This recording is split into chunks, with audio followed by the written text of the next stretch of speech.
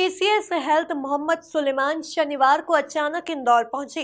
उन्होंने MGM medical college dean और सभी अधीन अस्पतालों के अधीक्षकों के साथ एक महत्वपूर्ण समीक्षा बैठक की।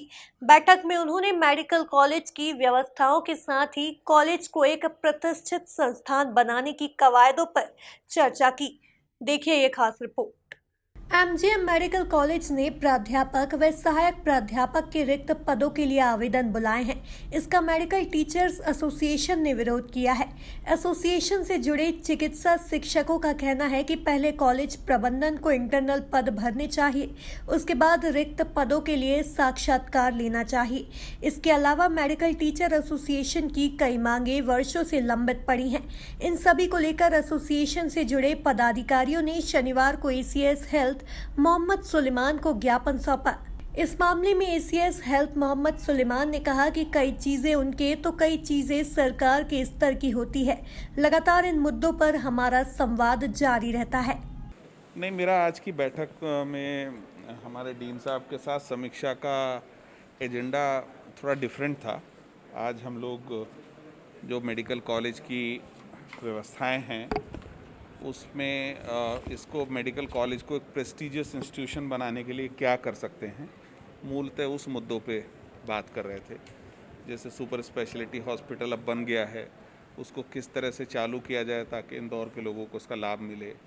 SII का हमारा एक सेंटर बन रहा है, उसको हम लोग अक्टूबर में चालू करना चाहते हैं, तो उसको क्या किया जा सकता है। भविष्य में यहाँ अगर ट्रॉमा सेंटर बनाना हो या कुछ और सुविधाएं विकसित करनी हो, तो आज बातचीत में मेडिकल कॉलेज की व्यवस्थाओं के सामान्य मुद्दों पे हम लोगों ने बातचीत करी। नहीं, जो centre for excellence for I है वो करीबन 40 करोड़ की लागत से बन रहा है। बिल्डिंग लगभग उसकी 80% बन चुकी है। कुछ इक्विपमेंट हैं जिनके प्रोक्योरमेंट का काम चल रहा है। उसके स्टाफ का रिक्रूटमेंट अभी डीन साहब ने शुरू कराया है। तो हम लोग ये उम्मीद कर रहे हैं कि अक्टूबर में हमारा वो सेंटर चालू होगा, तो एक बड़ी सुविधा ख़ास तौर से जिनको आँखों की बीमारी होती है उनका एक सेंटर ऑफ एक्सीलेंस के रूप में निःशुल्क एक सुविधा उपलब्ध होगी। एसोसिएशन के इंदौर ब्रांच के अध्यक्ष डॉक्टर पूनम माथुर की माने तो समय पर पदोन्नति के साथ वेतनमान में वृद्धि सहित कई मांगों को लेकर हम लंबे समय से राज्य सरकार के समक्ष गुहार लगा रहे हैं। सुपर स्पेशलिटी अस्पताल बन के तैयार हो गया था, लेकिन उस समय कोविड में उसकी रिक्वायरमेंट ज़्यादा थी, तो उस हॉस्पिटल का उपयोग कोविड के इलाज के लिए किया जाने लगा। अब जैसे अभी उसमें खाली एक मरीज़ भर्ती है, तो ऑब्वियसली अब ज़रूरत इस बात की है कि चूँकि उसको सुपर स्पेशलिटी अस्पताल के रूप में विकसित किया गया है, तो जो विधाएं वहाँ होती हैं सुपर स्पेशलिटी की वो चालू किया जाए।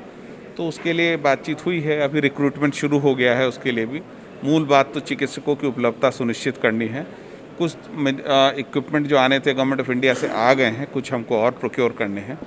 हम लोगों ने ये टारगेट रखा है कि उसको भी हम अक्टूबर माह में as a super speciality hospital चालू कर सकें। सरकार का पूरा प्रयास तीसरी लहर को आने से डिले रोकने का है और कोशिश ये करना है कि तीसरी लहर ना आए। ये प्रश्न कि तीसरी लहर की तैयारी की जाए, ये तो थोड़ा सा इसको डिफरेंट तरीके से देखने की ज़रूरत है। हमारी कोशिश ये है कि अगर हम कोविड अप्रोप्रिएट बिहेवियर को लगातार पब्लिसाइज कर सकें और साथ में वैक्सीनेशन को इम्प्रूव कर सकें, तो तीसरी लहर की संभावना कम हो जाएगी। केसेस अगर आएंगे भी तो उनको अस्पतालों में जाने की ज़रूरत कम पड़ेगी। आप लोग को पता है कि आंकड़े कहते हैं कि सिंगल डोज से भी बहुत प्रोटेक्शन मिलता है और डबल डोज के बाद तो 90% केसेस 95% केसेस को हॉस्पिटलाइज जान होने की ज़रूरत नहीं पड़ती है। इंदौर ने इस मामले में बहुत अच्छा काम किया है। जहाँ तक मेरी जानकारी है, एलिजिबल पॉपुलेशन के 82% लोगों को कम से कम एक डोज तो लग ही गई है और कोशिश हमारी ये है कि वैक्सीनेशन का काम पूरा हो जाए, तो उससे जो लोग प्रभावित भी होंगे उनको अस्पताल जाने की ज़रूरत नहीं होगी।